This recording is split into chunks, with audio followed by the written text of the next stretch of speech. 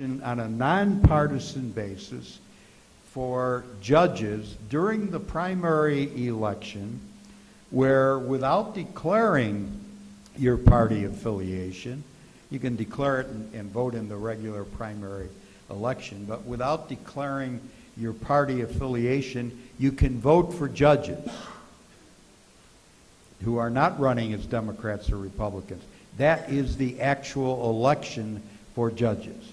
You mean when you go in the voting booth, instead, both Republican and Democratic ballots would have all the same names, so that everybody's choosing from the same pool, and then you just add up the total votes, and the winner at that point is the judge. Absolutely. Okay. The winner by more than 50% would be the judge. Or you'd have a runoff in the general. Oh, okay. The standard nonpartisan system. Two candidates not running as Democrats and Republicans running again on a nonpartisan basis, and the winner would be selected. In that way, although I reject the elective system, Tony, at least the people would have a better idea of the two people left standing. And they're not being elected because they're Democrats or Republicans. You know, that shouldn't be a basis for electing our judges to begin with. Okay. Andy, let me just jump in and say, as a practical matter, there are not any Republicans on the ballot in my West Side sub-circuit. And there aren't any Democrats on the ballot in some of the Republican sub-circuits. If you want to run for judge, you look at where you're going to run, and you run for the predominant party. And that's what it is. You may have been a Democrat all your life, and if you move into Republican sub-circuit, you're going to run as a Republican. You may have been a Republican all your life. You want to become a judge, you're going to look at where you're running, and you're going to run within the predominant party. And I dare say, in most of these, they are elected in the primary, I'll agree with that. And in most of the primaries, there'll be 3 or 4 or however many judges running on the predominant party's ballot, and you won't have anybody on the other ballot, because anybody who's serious about winning knows what party they have to be in. Well, that's true, Tony, except for one thing.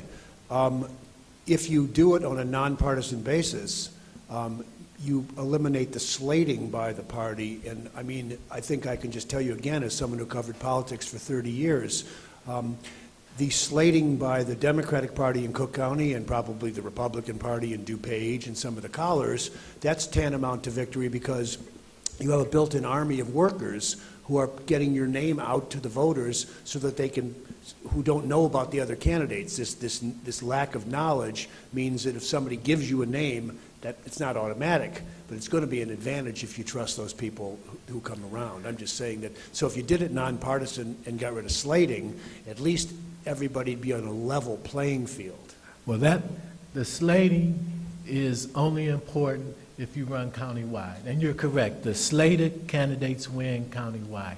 If you're running in a sub-circuit, some sub-circuits don't even slate, but those that do, we have loads of judges sitting on the bench right now who were not slated. You don't have to be slated in a sub-circuit in order to win. I have two more questions, and I'm going to pose one final one. And one of the questions is maybe it's the basic question of the evening, and that is, how do you define merit?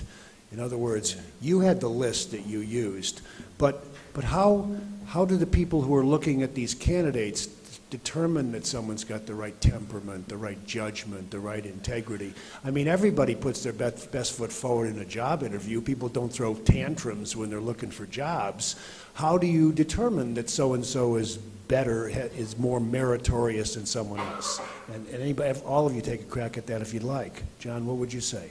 I mean, the list is great, but during an interview, how do you figure out what matches up? Who qualifies? How do you prove integrity in a job interview? Well, this is why our evaluation process that the various bar associations do, but the ISBA I can speak to in particular, is so important, because it does consist of people that interview folks who have appeared before the judge, who I really do think know more about the judge's qualifications than anybody. If you're talking about somebody who's a sitting judge.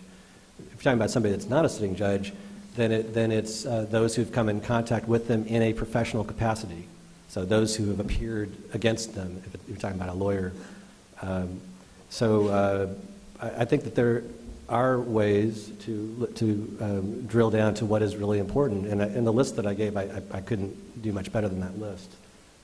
Anybody else want to weigh in on how do you determine merit? The same way the bar associations do, questionnaires, you get all the background of the person, law school attended, how the person did in school, writings, teaching, practice, experience. You evaluate all that. It's not merely an interview, although that's part of it. And the goal is to get people who qualify. Right now, none of that is done in the elective system. The bar associations endeavor to screen everyone, and a good percentage of people who are candidates will not submit to the screening of the bar association because they're fearful or knowledgeable that they're going to be found unqualified. And they know that it doesn't make much difference because the people are not engaged. They're not looking at the bar association evaluation. They're guessing. I end where I started. And if I may, in terms of Gino's, the definition he just gave, he mentioned law school, writings, teachings. I don't think any of those three things have anything to do with who would or would not become a good judge. They're just considerations. They may They're be considerations. Yeah, they may be excellent barometers of good lawyers or good professors, but not good judges. The majority of our judges aren't hearing million-dollar cases, and the majority of our judges aren't dealing with these super complicated legal issues. The majority of our judges are sitting in traffic court and housing court and dealing with issues that affect everyday people's lives in an area of the law that they probably didn't practice. And so what I'm saying, what you look at is you try to judge a temperament. You try to look at somebody and hear them speak and say, is that guy going to be fair to me if I'm standing in front of him? Is he going to be influenced by something other than what's set before him? And it's certainly not an easy task, and it's hard to define, but my position is going to remain that the average person out there can do it just as well as the people in this room or the quote-unquote experts or the bar associations, because we're not trying to determine who the best lawyer is. Okay, well, but that's Tony, a good, the flaw in what you're saying is that, and you want to apply it to the sub-circuit races where there's a smaller population, and you give the impression that the candidate is speaking to everybody in that sub-circuit. That's outrageous. They're not. When I campaigned on a county-wide basis, it was like a pebble in the ocean. I tried to get into Democratic organizations. A few committeemen let me in, so I talked to a few precinct captains. Who do you talk to? You go to the Kiwanis Club, you go to this group, that group. It's a drop in the ocean. You're not out there exposed to the general electorate, convincing them that you're going to be fair and just and skilled. It just doesn't happen.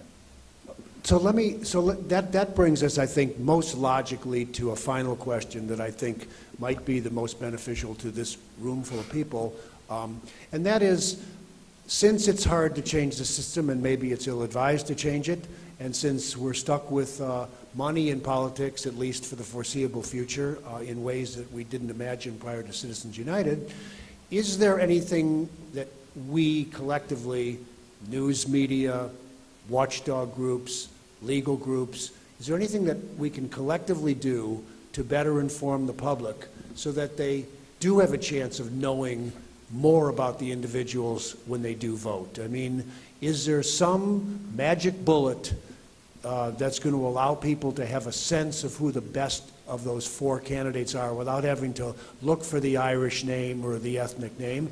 You know, those of us who still get newspapers have the advantage of those endorsement pages that come out the week before the election or the day of the election. You can take them into the voting booth and at least know that the editorial pages have taken some time to look at these individuals, and that's helpful. But with fewer and fewer people even reading a newspaper, let alone getting one at their houses, I'm just wondering, is there something that we collectively ought to be doing to better inform people? Brian, let me start with you, because this is something that you probably pay more attention to this than most. You know, one of the things I talked about before is a voter guide. So we do one. It's illinoisvoterguide.org. You know, I think that if we had a state-driven voter guide that was delivered to everybody's home as well as internet, because even though we put it online, we know that there's a digital divide out there.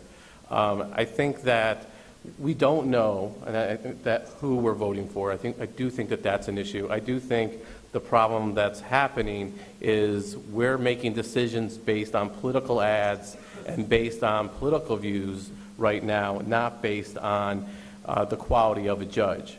And so I do think it's on us. I think doing events like tonight, it's great that BGA was able to do that. We did an event a few months ago in the same room. Doing these type of events and talking to the media, doing press releases and other pieces I think are important. Is there a magic bullet? I don't think there's a magic bullet in terms of having voters know everybody that they vote for, because it is a huge slate. But I do think that there are ways that we can engage people so that we can actually say that we need to push for other reforms, like, as I said, public financing, recusal standards, and possibly looking at merit selection. But right now, the public isn't clamoring that way. People think about the executive branch, they think about legislators, they do not think about the judicial branch in the same way. And I think that's our biggest challenge right now, is how do we make the issue of the judiciary to be at that level, because it is the cornerstone of our democracy, but we don't treat it that way. You'll note that most newspapers do not endorse. The Tribune, I think, is the only one that's doing it. So we don't even have that benefit. The newspapers can do some service in perhaps calling to the attention of the voters a handful of people, of judges who should not be retained, and that might have an effect if the bar evaluators were together on that, but just a handful. As far as the election is concerned, getting that word out is very difficult. There's no mass mailing way you could do it. I mean, it's such a political thing. How would you, I was thinking, you know, the government manages to get out the tax forms so that they collect their taxes, but I don't know that they would be able to put out a voter guide that anyone would agree on, since it's so partisan, right? It should not be a function of government to do that. Independent groups, bar associations, of course. But you need the mailing list. There's 6 million voters, so you'd have to figure out a way to get, I guess you could get those. They can go to the voting. The boards of elections, you could ask the boards of elections to turn those over to civic groups that could then use them for the mailings. That might be reasonable. I mean, if we're going to argue there's millions and millions of dollars being put in by special interests, I would like to see, you know, maybe a percentage of those special interest money going into a pot to create these type of educational tools. So we'll say that our state's broke, but obviously if we took some private money, we could create a real voter's guide and educational campaign to get closer to what you're talking about. Anthony Young, you have any thoughts about, I mean, you have a lot of faith in the common man, but I don't think you disagree that the common man would be better off with a little more good information. I certainly wouldn't disagree with that, but I will say that I think people who are really interested in making an informed choice on election day find a way to get some information about the candidates. The candidates are trying to get them information. They're going to churches, they're going to all the political forums. So anybody who wants to know can get some information. John, you get the last word on this. Any kind of education piece that would be beneficial while we await other efforts that are stalled in various places? Well, my association, the Illinois State Bar Association, is 32,000 members, and we devote enormous resources to trying to educate the public and provide resources to the public to try to help them make an informed decision. Our members spend thousands and thousands of volunteer hours going through the process of evaluations to try to come up with information that will help the public decide. And the problem is, it just that the public way too often is ill-informed before they make the decision.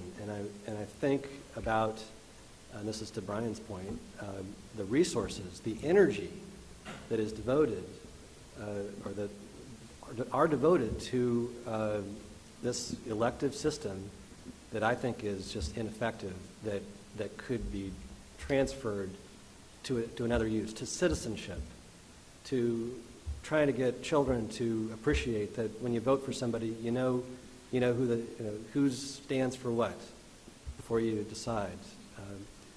To just making them good citizens as they grow up. I think that's where the energy should be devoted. How can you suggest that a state that elected Rod Blagojevich twice has ill-informed voters? Where would you get that? Look, okay, we didn't solve the problem tonight any more than we solve any of the other intractable problems, but we have, I think, moved the ball forward in a way. I feel like I know a lot more tonight at the end of this than I did at the beginning. And so, to that end, let me thank John Thies, Anthony Young, Brian Gladstein, and Gino DiVito, and all of you for coming. And Dave did his little pitch for the Union League Club at the beginning. Let me just say one thing that is important to us as the Better Government Association. All of us nonprofits, of course, have to scramble for funds to run our organizations, and all of us have events that basically help us do that.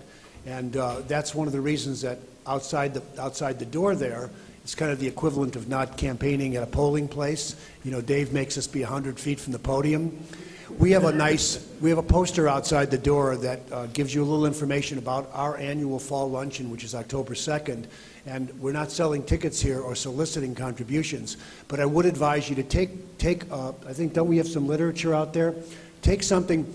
This has the potential to be one of our really best events. Our featured speaker is Lara Logan of 60 Minutes, who will just be back from 2 weeks in Afghanistan, and if all goes well, she'll be reporting the Sunday before the luncheon on the status of Al-Qaeda in Afghanistan 11 years after 9/11, and then she'll come to Chicago on that Tuesday, and we'll get an inside look at all of her intrepid reporting around the world. The title of the luncheon is, it's on the ground. What am I missing the name?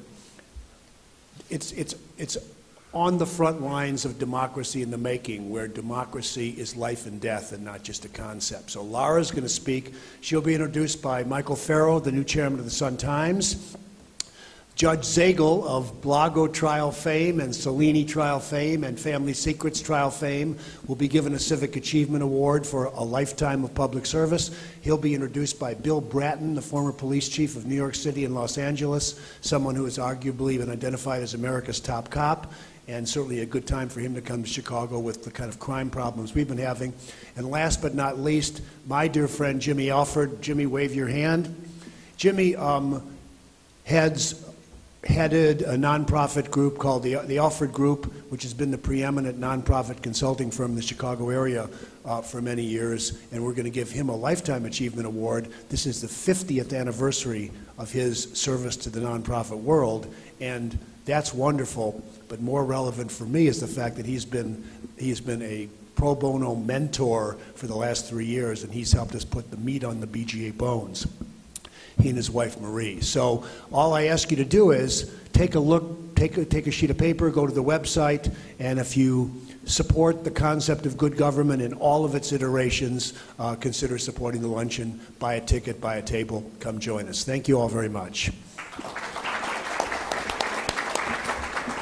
put it yourself very well. Good job. It's a pleasure to be with you.